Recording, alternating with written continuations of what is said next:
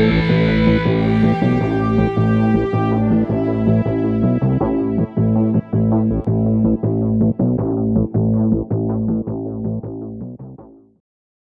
afternoon. It's Thursday, the 3rd of November 2016, just after 1 o'clock. Welcome to UK Column News. I'm your host, Brian Gerrish.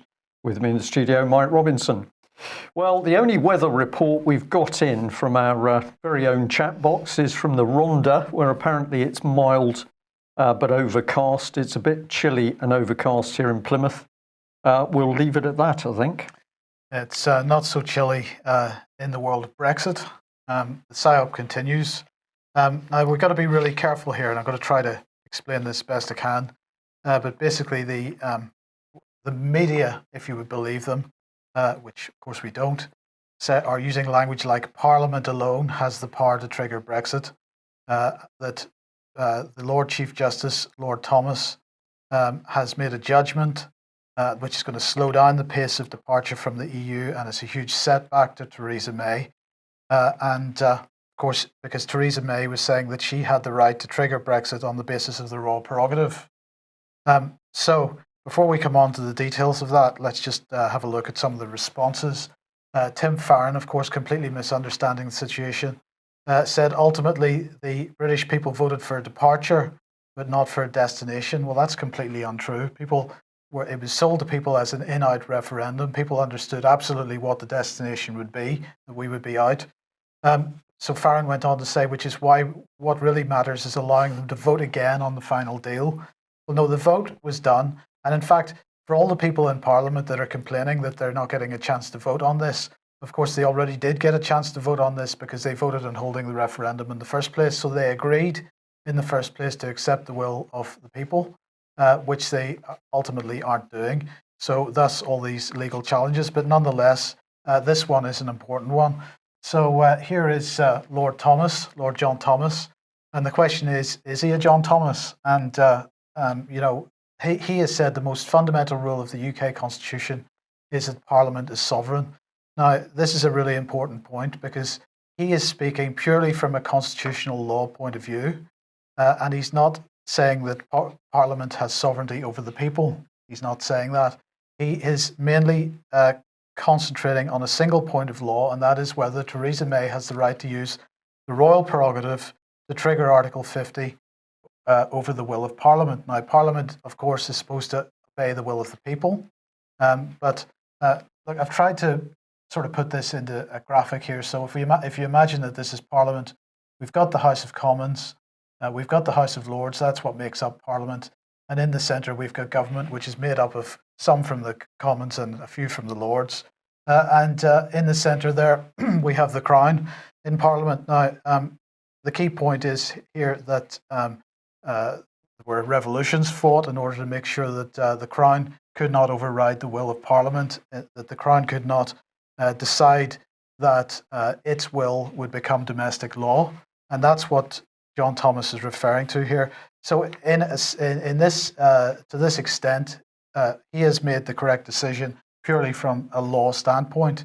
But the problem is that parliamentarians absolutely believe in the divine right of Parliament, and they're taking parliamentary sovereignty to be something beyond what it is, something unconstitutional. They're basically saying that it's Parliament's right to decide and to impose its will on the people. And this is where the problem lies. I'm just going to point out that, of course, it's not the will of Parliament which is supreme here. It is the will of the people. And two examples of that are that we are absolutely governed by consent. That is absolutely fundamental. And the other point, of course, is jury, annulment by jury. The fact that the people, in the form of a jury, can decide that any legislation created by Parliament is unreasonable. And they can annul it. So the slogan is "Good juries nullify bad laws." Of course, we're not told this when we serve on juries, but that's not the point. So there is a deep constitutional issue here, and many people pointing out that what we're facing at this point is what they're calling a constitutional crisis.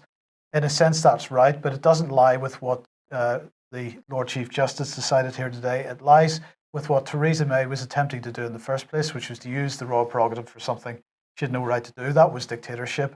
But also the fact that Parliament is taking the divine right of Parliament, the sovereignty of Parliament, to a level that it's not supposed to be at. That's also a form of dictatorship. And at the end of the day, it's us as individuals that have to hold these people to account. And what they keep doing, and we saw this with the Iraq war in 2003, Brian, is they keep asking the same question over and over again until they get the right answer. So when 1 million people came out against the Iraq war in 2003, that was fine. When Tony Blair said, well, I'm not going to pay any attention to that, those 1 million people went back to sleep. We can't allow that to happen in this case. Sadly, UKIP isn't there to help do anything about it. The question is, who is? And I think we've got the answer to that. Well, we have an answer to that. I think we have got an answer to that. I'll just say on the question of UKIP, actually, we've got over 4 million people who voted for UKIP. Those people are there, but what is the key issue for many of them? One is that they don't understand what is happening around them. The fact that we've got treason being carried out in our own parliament. We're starting to see it come to the surface with what's happened in this court ruling. But of course, we had Nigel Farage waving his hand saying, that is it, we've done our job, we've achieved Brexit. And that, of course, was totally untrue. So those supporters are still there. What they need to be doing is taking the right actions. And of course, this is music for the ears of the British Constitution Group, because the whole point of the conference on the 19th of November in Winchester was to put in front of the public the true Constitution, how it works, why we should respect it, why it can protect us, and to highlight the fact that at the moment we've got our very own Parliament running roughshod through it, as you've described, Mike. And the key point is to get all of the good people in this country at the moment to start working in a proper way to reassert the rule of law. And if we don't, we know what is coming, and that is it's a dictatorship very nearly here, but it's coming in by stealth, a step at a time. And that has been the agenda for a great many years.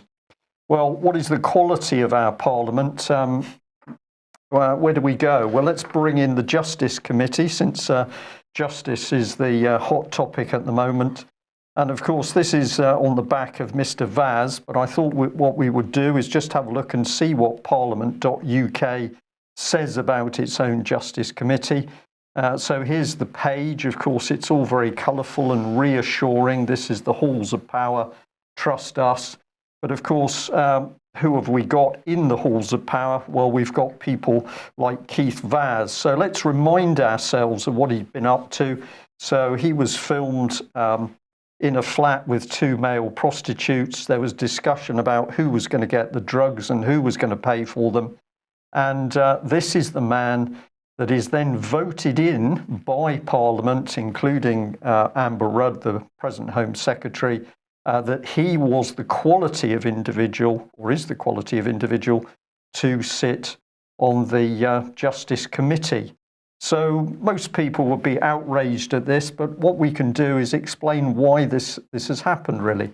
So this is the Telegraph reporting. It said MPs were last night accused of bringing the House of Commons into disrepute after voting to allow Keith Vaz to oversee Britain's justice policies, even though he faces 2 police investigations. So we've got something interesting here. We've got the House of Commons and disrepute circulating around this man. But here we get into the meat of it, because the article continued that furious Conservative MPs had complained they'd been ordered to back Mr. Vaz because of concerns a vote against him could set a precedent in Parliament. Mike, I'll ask you live, what sort of precedents do you think this would be? It's it's a fascinating subject, because yes. If they voted against him, would that mean that we've got a precedent that when MPs are simply not up to the job, they're breaching a basic moral code, they shouldn't be doing the job? If people would say Mr. Vaz is out, it would mean a large number of other MPs are out. So why would they vote to get him on the Justice Committee? Well, I mentioned this yesterday, but let's make sure it's up on screen so that people can see it. This is the BBC's own video clip of an interview with a Conservative whip from 1970 to 73 by the name of Tim Fortescue. And in the recording, which anybody can go online, go on YouTube, just Google Tim Fortescue, it will come up. In it, he says that MPs would come to the whips. It might be a scandal involving small boys, anything. They, the members, would come and ask if we might help. And he then went on to say, this might sound a little bit unpleasant, but we did help, because they would then do as we asked. So what this Conservative whip was saying live on camera to the BBC is that within the British Parliament, it was quite okay to use the subject of child abuse. These weren't just little boys, these were little boys clearly being abused, that the Tory whip was revealing that that child abuse could be used to blackmail MPs. So I think we have to ask the question, is the whole Mr. Vaz affair, is this about disrepute in Parliament, or is this about people with immense power because they know the dirty little secrets being unleashed, and we can't touch that. So let's contrast that with the treatment of this lady. Melanie Shaw, the whistleblower for child abuse in Beechwood Home in Nottingham, she is still in prison. She is weeks into prison. She badly needs our help and support because essentially she's now a political prisoner still in prison to make sure her evidence can't actually damage MPs who are being named by various witnesses in relation to child abuse, but the government doesn't want to talk about this. Now, we've got Keith Vaz selected for the Justice Committee. This would be a committee that should be working to make a judgment on what is happening to Melanie Shaw. I'm going to say I received a letter from Melanie. This is one of two letters I've personally received from her over about 24 weeks. And Melanie has been saying that her mail has been interfered with and withheld. I'll read this. This is part of a letter. I feel I cannot take my foot off the pedal, so to say, on such a sensitive issue, as lives are at stake here, innocent children's lives, despite my own circumstances, which are abysmal, as I'm held in segregation still. Justice, care and the prevention of child abuse remain my main concern. Love and blessings to you and your small army of helpers. Thank everyone for their love and support, please, as it gets me through my ordeal. So here is this immensely brave woman who spoke out about the abuse of children in Beechwood Children's Home, Nottingham. She discovers that Nottinghamshire Constabulary were lying in their conduct of Operation Daybreak. They said they were investigating her evidence. It was proven that that was absolutely not the case. And when Melanie flagged this up, very quickly she's being harassed by Nottinghamshire police. She's eventually put in prison on an arson charge. She's released, she's bullied, she's harassed, she's lost her son, she's lost her house. And now the British state, under the hand of Theresa May, Home Secretary, puts her back in prison where we do not even know whether she's been charged or sentenced or is on remand. And that is the case for Melanie herself. No idea why she is in prison, but she is still kept in solitary confinement. And of course, according to the UN and our very own Guardian, solitary confinement is torture. So I thought we'd remind ourselves that the two key women here are Theresa May, Prime Minister now, but of course former Home Secretary when this terrible case against Melanie Shaw was being concocted by the British government. But it's now being continued by Amber Rudd. And if you'd like to know more about solitary confinement, The Guardian here has got a particularly good article on it, where it says solitary confinement isn't punishment, it is torture. So, Mike, we've got a good picture of Parliament, according to the judges. No, that's government. Sorry, I beg your pardon. Okay. We've got a picture of government here. It is untrustworthy, deceitful. It comprises people. Most people would say these people shouldn't be there. But when it comes to child abuse and whistleblowers, then what can they do? Put them in prison.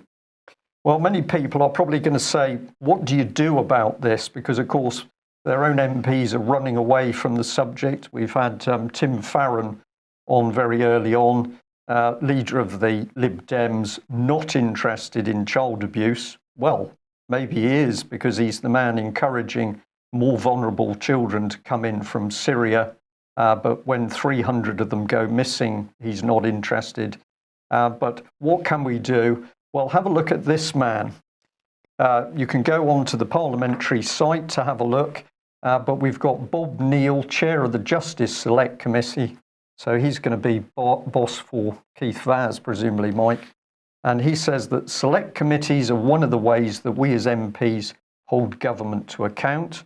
Don't believe a word of that, but I think we can do something through this team. We look into the workings of the Ministry of Justice and the various agencies that are accountable to that, the Attorney General, who's the government's chief legal advisor, and also oversees the work of the Crown Prosecution Service. We are taking evidence from people who want to give us their experience, their view. We can suggest topics. You can suggest topics where the system hasn't worked. We'll send out a call for evidence. The public can contribute. And ultimately, there's a report and it can be debated on the floor of the House. So I felt this morning that perhaps our viewers might like to take on Mr. Bob Neill MP. We might like to present the case of Melanie Shaw, or indeed any other child abuse cases, to this man. And let's put the Defence Committee, now including Keith Vaz, on the spot, because I think in Keith Vaz's previous professional career, he was the legal officer for one of the London inner city boroughs where child abuse was taking place. So he would surely have a deep interest in exposing what was actually happening then and there. I think if all the coverage that we've done on Melanie Shaw and her plight, I have to say I think that letter demonstrates absolutely just how dignified and impressive a woman she is. It's quite incredible, isn't it? She says her circumstances are abysmal. In fact, I don't feel that I can tell viewers exactly what's happened to this lady in prison, but it's quite clear that inside the prison where she's being held, I think almost there's a total breakdown of discipline, and certainly we're seeing some brutal treatment of Melanie Shaw, and I'm sure that's similar for other prisoners. Welcome to Britain 2016 under Conservative Theresa May. Well, I'm going to thank Paul for tipping me off to this, but this Mail article, a couple of days old now, I think this came out on the 31st of October. Iraqi special forces poised on eastern edge of Mosul. And of course, we're covering certain subjects, but this, I think, is typical of the Mail. They've taken an Associated Press article, they've published it, they haven't done any due diligence on it, and we're going to demonstrate what that means. So, Iraqi special forces poised on eastern edge of Mosul, and as we scroll down through the image, article, we see this image of two boys standing beside a wall. The wall's got some writing on it, and the caption says, "People inspect the aftermath of a deadly car bomb explosion that hit a popular fruit and vegetable market in a commercial street in Baghdad's northwestern neighborhood of Haraya, Iraq, on Monday, the 31st of October. Iraqi police say a parked car bomb exploded in Baghdad's northwestern neighborhood, killing at least 10 people and wounding many." So the Mail has published this, killing 10 people and wounding many. So let's just pay attention to some of the features of this. We've got a light brown gate here. We've got a darker concrete wall with some writing on it. And further on down the article, we've got another image of some different people standing beside where this car bomb went off. People inspect the aftermath of a deadly car bomb explosion that hit a popular fruit and vegetable market, and so it goes on. And again, we see the same gateway, light brown gateway, and the greyish concrete wall with the writing on it. So Paul pointed out this video to me yesterday, and again we can see the gateway on the left-hand side there, with the wall with the writing on it, and the car parked. So let's just have a quick look at this video. And as you can see, there's somebody standing beside the car at the moment. He's got his head in the car. We're not quite sure what he's doing. He walks briskly away to a parked van. And he's getting into the parked van. The parked van drives away, and we sit and we wait. This takes a few seconds for the next event to take place. But as you can see there's no packed fruit and vegetable market there. The car explodes. Well, what happens next? Let's see. It's quite remarkable what happens next. So we've got a bunch of people running in here, and they all start lying down. Oh my goodness. So there they are lying down. And then the actor comes in. Oh my goodness, his arms up in the air, he's shouting, he's screaming, and oh goodness me, here comes an ambulance. Somebody gets out of the ambulance, and they start picking up the people that have just lain down on the ground, picking them up off the street and putting them in the ambulance. And as you can see in the top right-hand corner there, this says 30th of the 10th, 2016. So the Mail article said that these events took place on the 31st of the 10th, but in fact they took place on the 30th. And we see the crisis actors working hard to build, and here come the first responders, crisis actors working hard to build a scene, which unfortunately has been leaked. So, Brian, what do we say about the Daily Mail and Associated Press and everybody else is pushing out this rubbish propaganda? Well, the answer is, Mike, that none of the mainstream press is doing any proper investigative journalism, and their own journalists are prepared to tell us in person that, of course, this is largely to do with the fact there's no money for them to go out and do any proper investigative journalism. So even though you're buying a large name paper, they're doing their research badly off the internet.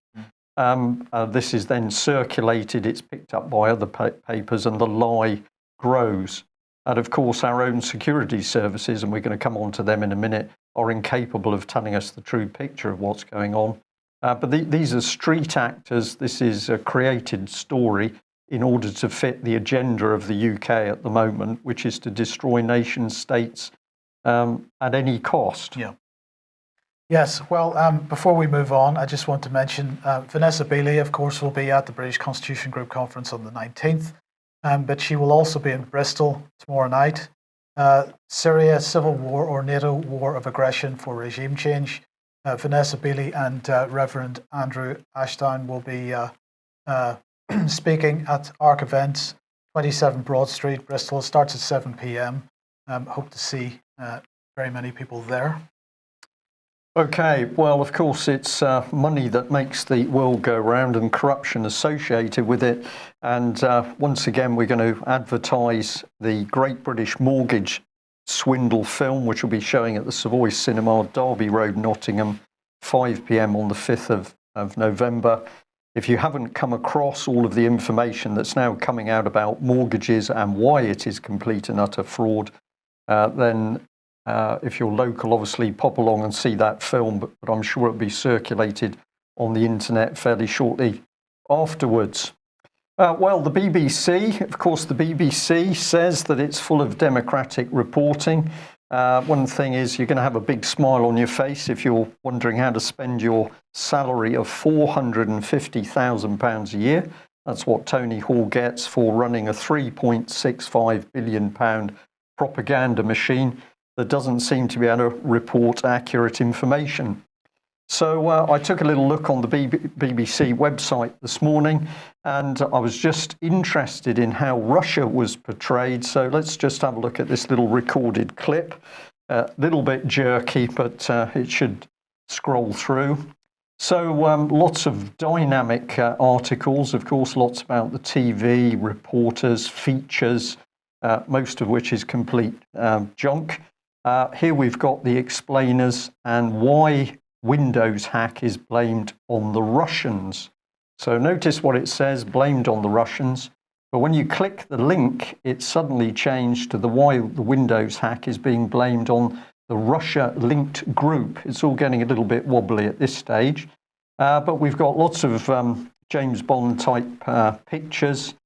We've then got Microsoft Windows chief accusing a notorious group of hackers previously linked to Russia. This is Strontium, so previously linked. And then here we've got that other cybersecurity researchers say analysis of the hackers suggests they're Russians. But First Eye has gone as far to say that the attackers are most likely sponsored by the Russian government. But so they may not even be Russian. Yeah, the link has never been conclusively proven, and the Kremlin has repeatedly denied its involvement. So the BBC, the subliminal message is that it's the Russians, but when you actually get into it, it's a complete created article based on nothing. But it ends with a nice picture of that nasty man, Mr. Putin, just to make sure you've got the message. It was the Russians, according to the BBC. But we've got Alan Woodward, who used to work for GCHQ. He says there's no smoking gun. He's advised Europol, he's worked with GCHQ. But he says the amount of circumstantial evidence is clearly mounting. What most of the government agencies are saying is that the Russian government doesn't seem to be doing anything to stop them, which kind of tells a story in itself. So where is the evidence, Mr. Alan Woodward? And if the Russians don't want to stop them, presumably GCHQ with £1.9 billion allocated should be doing the job. Well, we'll come on to that a little bit more, Mike. That's a bit pathetic, all of that. Well, sticking with Russia then, here's General Valery Gerasimov. Russia actually announced a pause in the bombing of Aleppo. We mentioned that, I think, yesterday or the day before. They're calling on everybody that's involved in the fighting in eastern Aleppo, whether they be described as moderate rebels or ISIS or al-Nusra, whoever they are, because it's impossible to tell who is who. They're just basically telling everybody to get out. Gerasimov, who's chief of the Russian General Staff, said that the militants, our friendly terrorists, failed to break through a blockade around the city last week. So they're going to open 2 channels for them to get out through. They're going to withdraw the Russian and the Syrian forces. And he said, considering that our American colleagues were unable to separate the opposition from terrorists, we're addressing all militant leaders directly, urging them to cease hostilities and leave Aleppo with their arms. 2 corridors will be opened from which Syrian troops and weapons will be pulled back. That's 2 separate corridors on top of the 6 that are open for civilians wanting to leave as well. And in the meantime, of course, all the stuff in the South China Sea rumbles on. But this is quite an interesting development because Russia, after the Second World War, Russia and Japan never signed the peace agreement. And there were 2 main reasons for that. First of all, because the Russians objected to the fact that China had not been invited to the peace discussions after the Second World War, but also because Japan and Russia were in difficulties over the Kuril Islands, which the Japanese called their northern territories. So they're disputed islands off the north of Japan. Russia absolutely determined that they're theirs. But they're now they have now started drafting up a peace treaty after 70 years. Well, we'll see how that goes, but they're making serious moves in that direction. Of course, that has the possibility of somewhat changing the geopolitical scenario in the east of China, South China Sea, and so on. I would think, Mike, that Japan is getting a little bit unnerved by the sheer power of China as it emerges, and that probably cozying up to the Russians a bit, they would think that would take some of the pressure off. We also can say to people, don't forget that it was the Russians that drove the Japanese out of Manchuria at the end of the Second World War, a whole operation where the Russians, of course, withdrew troops from Europe at a time when they were being accused of about to overrun the West. And the Russians then took on the responsibility of clearing Imperial Japanese forces out of Manchuria. There's some really excellent documentaries on this on YouTube, and it's an area of history which many people in the West, many of us in the West, were never, ever taught about. So I think there's some interesting politics going on there. Well, let's come back to Mr. Hammond and the fact that out of nowhere, there's another 1.9 billion for fighting cyber attacks. This is part of the Guardian article. So they spoke to Tim Berners-Lee, the founder of the World Wide Web. He said, clearly, we've seen the internet can be attacked, and the United Kingdom needs to have a strong but responsible and accountable police force, and GCHQ has to have the tools to defend us and defend the open internet. I don't think we want to make a first strike, but when you're being attacked by a whole lot of domestic appliances, then the way you defend yourself is striking back by taking over those machines yourself. Are we domestic appliances? I did wonder whether anybody who dares criticise the government is now being called a domestic appliance. And according to Tim Berners-Lee, we need to use the police working with GCHQ to take us over. The dictatorship is here, really, Mike. We know what's happening in Parliament. So how is, where are we? How is GCHQ spending its 1.9 billion? Let's have a little look at this page. Here's their website. And I did notice spooky connections. So I thought, well, this is obviously worthwhile. This is about national security. But no, it's about the fact that one of their employees, a Sir John Thomas Pratt, a pretty appropriate name, I would say, but he did extremely well in counterintelligence and GCHQ, and he would have been well known, but his brother, William Henry Pratt, became Boris Karloff, famed for playing Frankenstein's monster. So a civil servant was paid an hourly rate, I would imagine a pretty good hourly rate, to drag up that information and to post it on GCHQ's website as part of their 1.9 billion spend on counter-terrorism. Actually, I think something a little more subtle was going on, and that is that I think that Britain's security services are starting to realise for the first time the public are watching them and asking what they are actually doing for their money. And spooky messages on GCHQ's website is part of an agenda to soften them. They're really nice people with their little cuddly teddy bears by their computer screens, and we should trust them. Well, the opposite, I think, is true. Yeah. Well, Colombia is the next country to be receiving some good British soft power, and Theresa May has, according to this article, vowed to strengthen trade ties with Colombia. She has pledged to help Colombia achieve peace and prosperity, because Santos was visiting the UK yesterday. He's in Northern Ireland today, apparently. Here they are, the pair of them, clearly enjoying each other's company. Theresa May said, "A peaceful, prosperous Colombia is in both our interests, and I look forward to working with President Santos to forge an even stronger partnership in the years ahead." So the UK is going to contribute to prosperity programs in Colombia, apparently, by up to £25 million. I'm not sure whether that means that they're buying £25 million worth of cocaine for the House of Commons. That's quite possible. They're going to support economic development, and they're going to open up investment and export opportunities worth £6 billion to the UK economy. Good stuff. In addition, a further £7.5 million from the government's Conflict, Security and Stability Fund is going to be allocated to support the Colombian peace process, with £2.5 million dedicated specifically to support demining through the United Nations Trust Fund. And they have agreed a £20 million bioeconomy research program. And I was wondering initially whether that was about productivity in the with regard to cocaine, but no, it's apparently biofuels.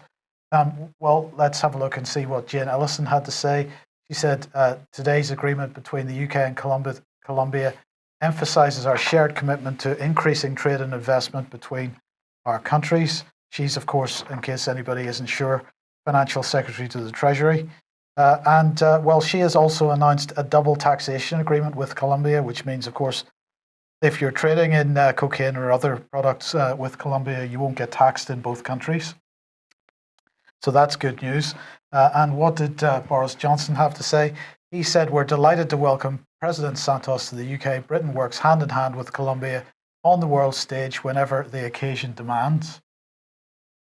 Good. Yes. He said, we have an important national interest in the security and prosperity of Colombia cocaine. We look forward to forging new links in science, education and research while reinforcing the traditional friendship between our two people through increased tourism. Colombia is on the verge of a historic peace agreement. And through our ongoing support for the country, the UK is well placed to take advantage of the opportunities that will follow. So this is more soft power, and Colombia, the unlucky recipients of it. Yeah, so overseas politicians, leaders, they're usually called now, aren't they, glad handing it with British representatives of the Conservative Party. Meanwhile, we've got political prisoners being tortured in Britain's prisons. It's sort of the world on its head from probably what we were taught at school. Well, on the subject of education, we were given some information yesterday that really gave us quite a jolt because it appears in the Plymouth region we are now going to have emotional and mental health driven straight into every school. We're just going to give you a taster of this. We've a little bit more work to do on it, but I think you'll be absolutely shocked at what I'm going to show you. This is part of a presentation. This is not UK column slides. This is from Plymouth City Council itself. There it is, emotional health and wellbeing services in schools.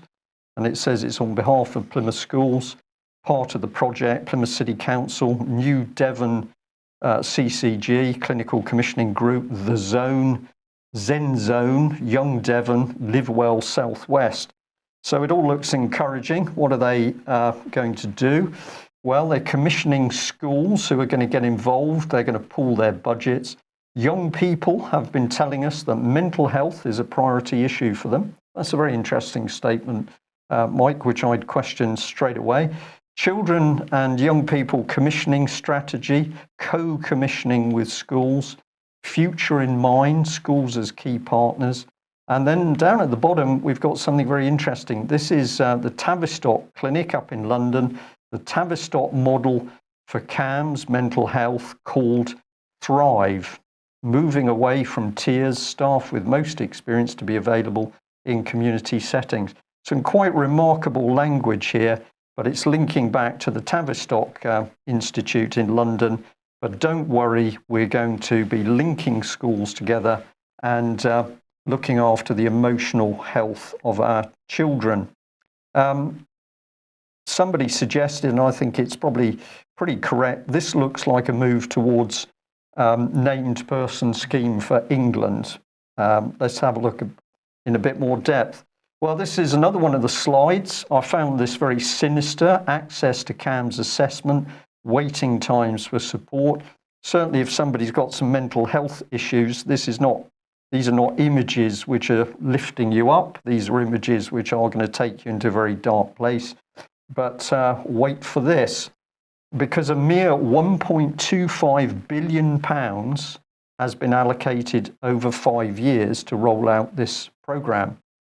Future in Mind, 2015, and then the priorities for mental health, early intervention, crisis, eating disorders, and a co-commissioned whole school approach for secondary and special schools. But essentially, we're going to have representatives in every single school. 1.25 billion, 1.9 billion for GCHQ, 1.25 billion. Money isn't really a problem, Mike. Well, let me understand this. They have allocated £1.9 billion to GCHQ to protect the entire nation from Russian cyber attacks. Right? Yes. And they have allocated 1.25 billion, which is 2/3 of the same amount of money, just for dealing with mental health issues in the Plymouth area. It is an extraordinary sum. That is the figure that is on this document, which has come from Plymouth City Council. Could it be an error? Possibly. But at the moment, that's the figure that's being stated over 5 years.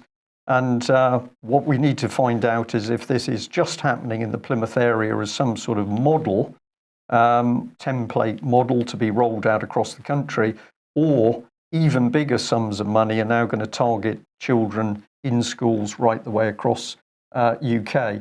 So let's have a look at this one. This is another part of the information that came through to us. So we've got emotional health and well-being support services in schools. A lady called Shelley Shaw is apparently the commissioning officer. That always implies money to me. It's like a commercial contract. Maybe I'm wrong.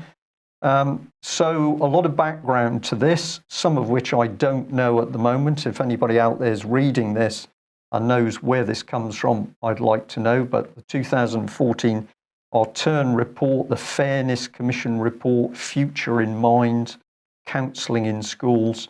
Well, actually, in terms of the Fairness Commission report, we have a major article coming pretty soon on that. Martin Edwards is doing that work.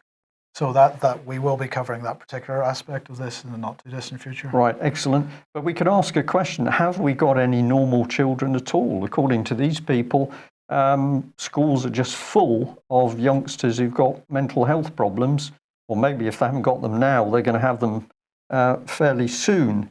And look at where the information comes from. Youth Parliament has identified mental health of their 2016 campaign. This is all part of big society where youngsters who can't even plan their own lives, that's no criticism, they're youngsters, they're still learning what life is about, being brought into parliaments where they're learning how they're going to be future leaders. And these youngsters are apparently now saying that mental health is a top priority. Is this real, or is this government propaganda being injected into young people's minds, Mike? Well, it looks, this is just my opinion, I'm interested in your view, it looks to me like they're attempting to create a new industry here. If we look at the cancer industry, cancer at the moment being advertised on television as if it's washing up liquid. Same with Alzheimer's. These are being advertised to generate income for vested interests. This looks like another attempt to create an industry. A whole industry. But what most sinister for me is that it talks about creating a network of all these agencies. So they're all swapping data, they're all talking. There's a little social group called the Octopus or something like it. It's invariably rather dark and rather sinister language, which is being used within what we are told is the CARE organisation. So we just bring up next steps. Here we are. We've got governance through PLT inclusion, interested providers to register for tenders. I think that's what you're talking about, Mike. There's the money aspect. Future co-commissioning. There's the money, finance strategy. Schools need to link with the mental health network to understand the system. So no child is going to be safe from these people. If you're a parent, what this is doing is going to put effectively named person individuals next to every child. And if you think you've seen it all, you haven't, because we've got 4454. I have no idea what that means at the moment, but we've got Thrive, a radical upgrade in prevention. Don't get a good feel off Thrive. This is what they say is the rationale. Public health is the science and art of preventing disease, prolonging life, promoting health through organised efforts of society, organisations, public and private, communities and individuals. It's interesting that they use American spelling in those words, and I just wonder, is this coming from the United States, this entire programme? It's coming from all over the place, Mike, but we're going to bring up a lot more of this material for people to see, and a large part of it is page after page of statistical analysis on individuals, where you live, what your lifestyle is, what your health's like, how much you drink, how much you smoke.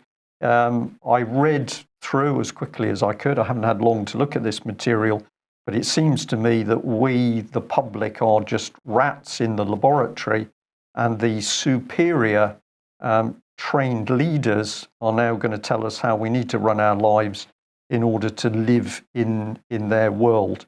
And children, of course, they're brought up in that environment. They're going to be reframed for whatever these people have got in store. Deeply sinister stuff. If anybody's in the Plymouth area and can give us more information, we would love to know. Well, let's end on a positive note, and a big thank you. As I said a few days ago, letters arrive on our doormat. We opened this one. It was a donation for £5, a very nice little handwritten note saying, please take this small donation of £5. Sorry, it's not more. And that's come from DC in South Wales. Well, we would say thank you very much. Let's put that up on the screen because all of these little donations help. We very much appreciate them. And we know for some people on very low incomes that these sums of money represent a lot. So thank you very much for sending that to us. And thank you to all our other supporters who are continuing to donate or subscribe, because without you, we couldn't do what we do. Well, remarkable news, Mike. We've got a sovereign parliament. Parliament is going to tell us we need to vote again on Europe because the majority who voted for out apparently have got it wrong, but we're going to be told how to get it right. And the quality of people who are going to tell us how to get it right include Mr. Keith Vaz, who has had a little bit of an incident with some young men and mention of drugs, but not to worry because he's on the Justice Committee. And we'll leave you with a thought for Melanie Shaw, who represents, of course, the child abuse survivors, one of the child abuse survivors in the UK. And where does Conservative representative Theresa May put her? In prison. Welcome to Britain. Thanks for joining us. We will be back at 1 o'clock tomorrow with David Scott with Northern Exposure. Bye-bye.